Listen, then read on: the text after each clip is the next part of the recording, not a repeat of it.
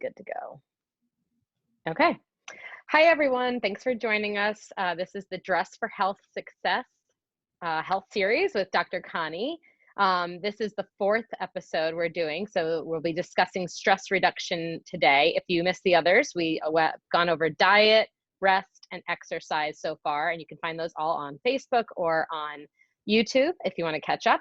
But yeah, today we're going to be talking about stress reduction and how it's so important to our overall health and well-being, and how it creates that balance that we've been talking about throughout the last few episodes. So we're going to jump right in. Again, I'm here with Dr. Conny Garofino. She's our chiropractic and functional medicine practitioner at Princeton Integrative Health. So Dr. Conny, can we just first start off with the difference between good and bad stress for our bodies? Sure. Yeah. So sometimes, stress, most of the time, I think people think of stress as being a bad thing, but there are some types of good stress, and those stress they help to make things happen. They move you forward in life. They can help you grow and evolve. And that type of stress is called eustress. And it's defined as moderate or normal psychological stress interpreted as being beneficial to the experiencer. So we think of it in a good way because, you want to get that promotion at work, Right. and that is exciting. Or if you're going to go and climb a mountain and you reach the top, that was stress, but it's also exciting. When we think about bad stress, this is what we call distress. And that's any influence that can cause or lead to malfunction, and therefore it's involved in all disease. So if it goes unaddressed, it can ruin someone's mental, emotional, and physical health. It can make us sick. It weakens our immune systems. It makes it hard to manage our emotions. So we see mood swings and anxiety, depression, and anger. It can also damage our relationships and cause us to want to drink or smoke or do other harmful substances.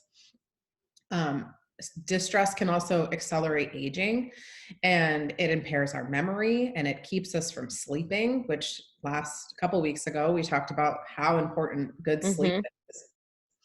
It affects our energy levels, our concentration throughout the day. People experience brain fog. It can also impact our sex life, which is also really important for overall health. So that's really the difference between, good and bad stress for someone.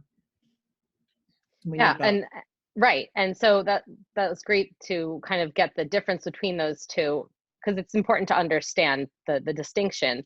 And then why would you say that there's so many common remedies? Like people will say things like, just laugh or, take a walk and things like that. So why do some of those common remedies not always work for certain stress? Yeah, so those remedies like, meditating and exercising, like you said, laughing and getting outside and doing the things that you love are all really great practices to help to offset stress. And if you're doing those things and they don't seem to be helping, then there's probably some hidden stressors that aren't being identified, or your body's not responding well to chronic or long-term stress. Okay, got it. So you mentioned chronic stress. What's the difference between chronic and acute stress? So the difference, we are as human beings programmed to experience acute stress. So I always give the example of if you were to step outside your front door and there was a tiger hiding in the bushes that you needed to get away from as fast as possible. Our body is set up to react very, very efficiently to a situation like that. When danger is perceived, a signal gets sent to the brain, and the sympathetic nervous system, or the fight or flight nervous system, gets activated. It sends chemicals like adrenaline and cortisol out to the body. They're released into the bloodstream, and our body gets ready to either stay and fight or run away. And so then what happens is blood gets shunted away from the core. It goes to the extremities. We see dilation in pupils. It increases our respiratory rate and our heart rate. And we have more intensified focus. It pushes blood to the muscles so that we could get out of that situation as quickly as possible. And all normal cell maintenance, like digestion, reproduction, immune activity, gets put on hold, because the last thing your body is going to be concerned about if you have to run from a tiger is digesting breakfast that you just Yeah. ate, and to get us out of there and focus on survival. So this is a great response in an acute situation. If you have a stressful presentation coming up at work, or all of a sudden your kid fell off the table, which Right. that happens, and you need to respond. Yes. That is a great response to have. The problem lies in that a lot of us get stuck in this supposed to be acute stress Right. response. We get stuck in it. And that's when it starts to turn into chronic. And all of those chemicals that I mentioned before, like cortisol, adrenaline, and norepinephrine, they're good in the short term, but long-term exposure, they actually become really destructive. And they Yeah. push us into what's called a catabolic state, which is the breakdown state. So we stop being able to heal and recycle our cells and regenerate things. So that's what happens when we are exposed to more chronic stress. And in this world, chronic stress comes from, like I mentioned before, it's all about the perception of Right. stress. So it's not always going to be that tiger hiding in the bushes. It could be that someone's scared of their boss or worried about a reaction that's going to happen. You could be worried about finances. You could be worried about your family. You could be exposed to toxins in your everyday life. Or, in the pandemic world that we're living in, lack of social interactions and Hmm. freedoms that have been taken away is really, really triggering a lot of chronic response Yeah. for people. Yeah. So the acute response is purely biological. And I mean, all animals really have that same response Right. because they're living in the wild and they have to survive. And that's really their entire objective, right? For living is eating and staying alive. And, Exactly. humans have a whole different set of issues that they're dealing with because of just who we are and how we've evolved. So Right. it's really interesting to see, while we have created so many inventions over the years and technology and things like that, our bodies are still really in that same response when it Yeah. comes to a perceived danger or perceived, threat of any sort, whether or not Right. it's the tiger or the boss or, Uh-huh. not being able to see your friends and family members. But so Yeah. interesting. All about perception and how your body Totally. is considering, instead of being chased by a tiger, now we have a stressful day at work. Hmm. And our body perceives it the same way as our ancestors did when they were being chased by something. Right, exactly. So then back to that whole chronic stress response. What happens after time and over time? So over time, if your body continues to be exposed to stress, it puts a toll on your adrenal glands. So Hmm. probably some people have heard of the adrenal glands. They're two tiny little glands. They sit above the kidneys, and they are our main stress organs, or organs that are involved in our stress response. They produce Okay. cortisol. And when cortisol is, like I mentioned before, released in small amounts in an acute situation, it's great Hmm. because it does all of those physiological functions that I had mentioned before. But long term, cortisol is actually really destructive. It breaks down tissue. And Okay. over time, when our adrenal glands don't have the chance um, to relax and recuperate after a stress response, they stop being able to respond as efficiently. And so that's where, we don't really use the term adrenal fatigue anymore because it's a lot more complicated than that. But over time, your adrenal glands can get a little tired and the stress response becomes less robust. And we start to see, real energy issues and all of the symptoms that I had mentioned Yeah. earlier. It leads to a whole slew of symptoms and disease states because we're not able to recover from that stress response anymore. And Yeah. that is the long term, Yeah. exposure to stress. I mean, even earlier you pointed out, digestion ceases and, other Yeah. systems kind of halt a little bit to let your body, do what it needs to do in that moment. But over time, you see stress affecting your stomach and, your, overall health. But it's also, stress is also one of the main factors causing insomnia and other sleep disorders, which I found really interesting as, we're in this series, because like you said, we talked about rest a few weeks ago and how important that is. So when stressors are present, the body naturally heightens its response system, thus leading to wakefulness, Yes. which of course, when we don't Yeah. get enough rest, it also affects our other systems too. So it's just all Right. connected. It's all about the timing of when cortisol gets released Mm-hmm. in relation to sleep. We don't want high cortisol in the evening. We want our Right. cortisol to be highest in the morning in order to get us awake and feeling alert for the day. And then it should slowly come down over the course of the day. And when we are experiencing chronic stress, a lot of times on a functional test that we run called the Dutch test, we'll Mm-hmm. see the complete opposite of that with Yeah. someone's cortisol awakening response over the course of the day, or tracking their cortisol over the course of the day. Instead of it coming nice and high in the morning and then slowly decreasing over the course of the day, we see it flatlined in the morning, and then it pops up in the afternoon, and sometimes it goes even higher at night. Oh my And goodness. those are the people that are hitting snooze over and over and over again. They can't get up in the morning. They can't start to feel awake until they have a couple cups of coffee. But then they're like, I get a second wind at 10:30 at night. And so we can see it on a test. And, we do a lot of retraining of the circadian rhythm so that your body Okay. becomes more efficient at utilizing the cortisol that it's producing. Okay. Wow. It's so interesting to learn more about the biological reaction, and then, kind of the cascade of what happens all Yeah. over our bodies. Yeah. Um, can you talk a little bit about hidden stressors, or maybe internal stressors that people may not be aware of?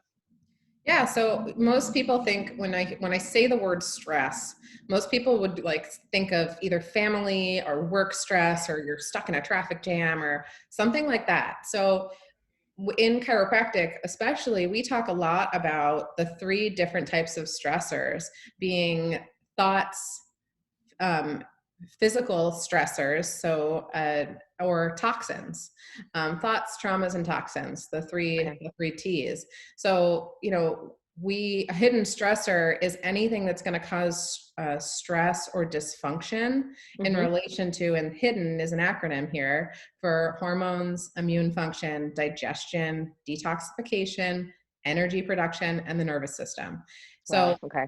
all of those things, either a thought, trauma, or a toxin, can affect any of these systems and lead to what we call hidden stressors. So when I think about that, I think of in terms of like internal or external stress. And with internal stress, we want to think about parasitic infections. We've got Lyme disease, we have Mm-hmm. nutrient deficiencies, and we also see heavy metal toxicity and mold toxicity. We see systemic inflammation, as well as poor digestion or absorption or utilizing those nutrients that you're putting in, Mm-hmm. as well as hormonal imbalances. And then when you think about external stressors, those are the things that I mentioned, like getting Right. yelled at by Okay. your boss, or your house catches on fire, or you're getting cut off in traffic, kind of thing. Those are sort of external stressors. Yeah, that makes a lot of sense. And you have to rid yourself of all of it, or at Yeah, least minimize as much as right. possible. Yeah. So I mean, if you're doing all of the things to help manage stress and you're still experiencing symptoms, that's when it's appropriate to look into functional or integrative medicine, because Right. we run testing that is going to take a look at all of those internal stressors. Mm-hmm. And it will, by the time symptoms show up, it's like a leak. It's like having a small leak in Yeah. the upstairs bathroom. There's Right? damage already. Yep. Oh my goodness. By the time you see the leak in the ceiling, it could have been going on for years. And by the time you Mm-hmm. start peeling off the drywall and looking and seeing inside, it's riddled with mold and rot. And Yeah. there's so much damage.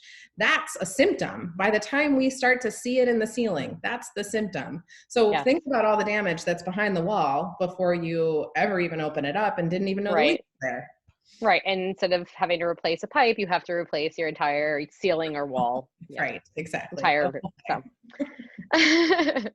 Well, just on the topic, because we were just laughing, I just wanted to also drop a little fun fact that laughter is a powerful natural medicine. It lowers levels of cortisol, adrenaline, and epinephrine, Yep.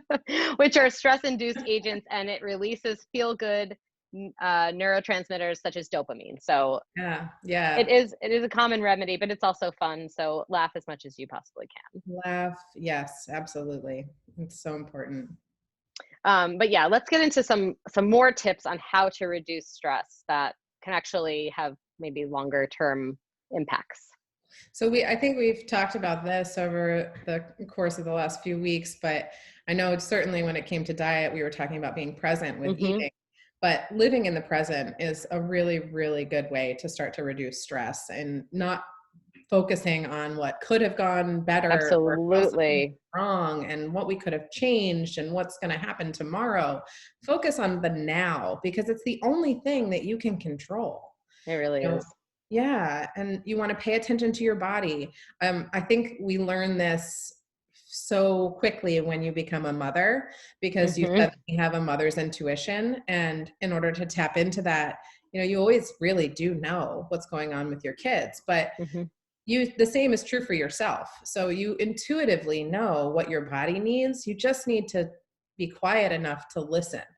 And so that Yes. comes back to being present, but pay attention to your body because you will see signals and signs and of what your body needs so that you can listen to it and get better. Yeah. There's a great book that I read to my kids sometimes called I Am Peace. And it's all about being in the here and now. And the metaphor that they give when you kind of start to let the worry of everything kind of let you, get carried away is that you're like on a boat without an anchor and you're just letting it control you instead of you controlling it and trying, rein it back in. But it's a really great book. And I love reading it myself because it kind of helps me too when I'm reading it to them. But Yeah. yeah, such great advice. One of my favorite quotes, and I used this throughout my entire first pregnancy, was anything you can't control is teaching you to let go. And I think it's so important It's to good. remember that when it comes to stress, especially when you're becoming a new mom and like Yeah. getting prepared for labor, which is this huge stressor, right? And Mm-hmm. everything that gets built up to it, and learning to just let go. And you can control right now, but nothing else you Right. can't control. So So let it go. true. Yeah. Yeah. It's important to seek out experts to help you. It's okay to need help and to recognize that there are people out there that are equipped to help you deal with stress. Mm-hmm. They're, massage therapists, chiropractors, acupuncturists, functional medicine practitioners, reflexology and things like Mm-hmm. that are excellent for managing and helping to reduce stress. Um, Absolutely. so a practice that I talk to patients about all the time is remembering to breathe. It seems so simple, but when you get scared, your initial instinct is to, so you Mm-hmm. have to remember to exhale. Yes. And tapping into your breath is something that you can control all the time. Even if the rest of the world seems crazy and hectic and out of control, you can always tap into your breath and take a few big, deep healing breaths, and it will help to reduce stress. And then I think one of the best things too that we talked about last week with exercise and movement is exercise and how much Right. that can help to decrease stress. So Awesome. Well, I mean, all of those are so good. And, with the breath too, yoga has always been really helpful for me for learning and remembering to breathe.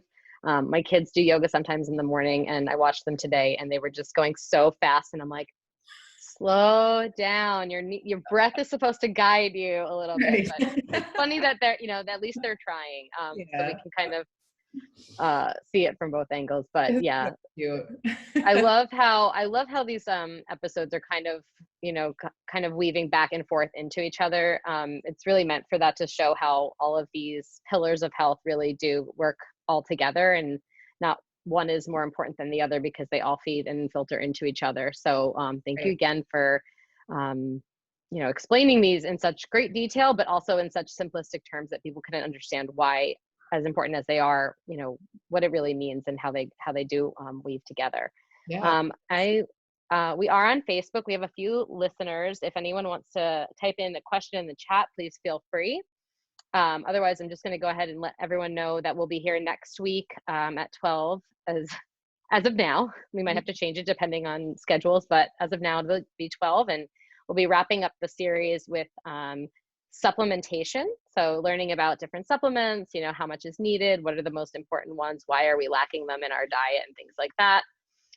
And we're also doing right now for Women's History Month, a women's health series. So next week, I'll be with Jenna Richardson talking about our metabolic reset program. It's all about hormones and nutrition and things like that. And then the week after, I'll be back with Dr. Conny, and we'll be talking about chiropractic care as it relates to our reproductive health, as well as our children's health. So be sure to join us for those upcoming events. Everything is on our Facebook page or our events page on our website. Otherwise, Dr. Conny, do you have any other last minute tips to share or last words about stress? I mean, other than just remember to breathe, that's probably Yeah. the best thing. And the sun did come out today for the first time, and I'm not sure how long. So maybe try to get outside and get some sun on your face. Yep. And it's just still a little cold to expose more than that. It is cold for sure, but sit in that for a while and get some sun on your body, because that's going to help to reduce stress for sure, improve sleep. Spring starts on Sunday, so we can be hopeful that that warmer weather is on the way, and that always can relieve a little bit of stress, I think, for everyone. So thank you so much, Dr. Conny, and we will see you next week. Yeah. All right. Have a great weekend, everybody. Bye. Bye.